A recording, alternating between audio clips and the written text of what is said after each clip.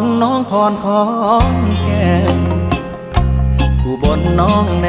นสาวแอนคนกาลสินธุ์เมืองเลยน้องเอิญอำนาจเจริญน้องพิน101คนชื่อกระทินน้องนรินอยู่มุกดาหารสาวน้ำสกลสาวมนน้องคายสารคามน้องอายสาววิไลเป็นคนบึงกาฬโคราชน้องสมนครพนมน้องตาลชัยภูมิน้องแอคนนั้นสาวอัน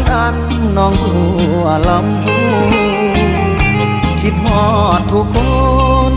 ถึงโดนแล้วบ่พอ